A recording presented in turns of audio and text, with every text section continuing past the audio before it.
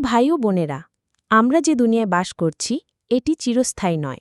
আল্লাহ সুবহানাহু ওয়া তাআলা কুরআনে বলেন, প্রত্যেক প্রাণীকেই মৃত্যু আস্বাদন করতে হবে। সূরা আলে ইমরান ৩-১৮৫। এই দুনিয়ার ধন সম্পদ, সম্মান, মোহ সবকিছু একদিন শেষ হয়ে যাবে, কিন্তু আমরা যদি আল্লাহর জন্য কিছু করি তাহলেই আসল লাভ হবে। দুঃখ কষ্ট জীবনের পরীক্ষা। জীবনে আমরা অনেক কষ্ট পাই, রোগে ভুগি, অর্থের অভাব হয়, সম্পর্কে সমস্যায় পড়ি। এগুলো কেন আসে? কারণ আল্লাহ আমাদের পরীক্ষা নেন।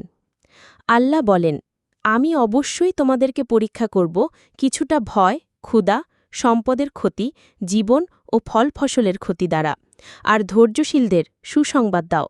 সূরা বাকারা ২-১৫।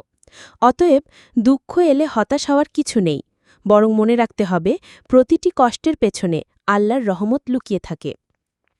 সবসময় আল্লাহর উপর ভরসা রাখা। আমরা মানুষ, সীমাবদ্ধ, কিন্তু আল্লাহ সর্বশক্তিমান। যখনই কোনো সমস্যায় পড়ি তখন বলি, হাসবি আল্লাহু লা ইলাহা ইল্লাহু আলাইহি তাওয়াক্কালতু। আমার জন্য আল্লাহই যথেষ্ট, তিনিই আমার অভিভাবক। যে মানুষ আল্লাহর উপর ভরসা রাখে, আল্লাহ কখনো তাকে একা ঠেলে দেন না। ছোট ছোট আমলও বড় পুরস্কার আনে। আমরা ভাবি বড় কাজ করলে তবেই আল্লাহ রাজি হবেন, কিন্তু না, ছোট ছোট আমলও অনেক বড় পুরস্কার নিয়ে আসে। যেমন একটি সুন্দর হাসি সাদকা, কাউকে ভালো কথা বলা এবাদত, রাস্তা থেকে কাটা সরিয়ে দেওয়া সওয়াব, ৫ ওয়াক্ত নামাজ জান্নাতের চাবি।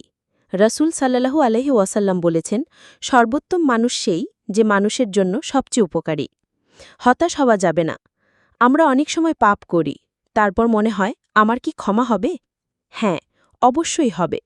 আল্লাহ নিজেই বলেছেন, হে আমার বান্দারা, তোমরা যারা নিজেদের উপর সীমা লঙ্ঘন করেছ, আল্লাহর রহমত থেকে নিরাশ হয়ো না। নিশ্চয়ই আল্লাহ সব গুনাহ ক্ষমা করেন। সূরা জুমার ৩৯-৫৩। তাহলে আমরা কেন হতাশ হব?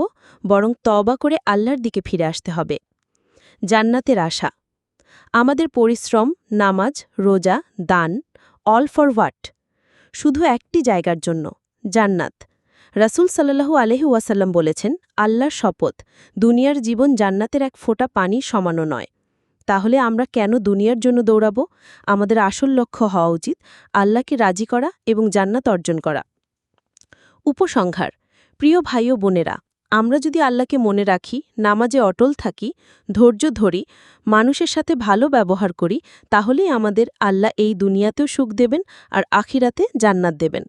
শেষে আসুন সবাই দোয়া করি, হে আল্লাহ, আমাদের ঈমানকে শক্তিশালী করো, আমাদের গুনাহ মাফ করো, আমাদের জান্নাতুল ফেরদাউস দান করো।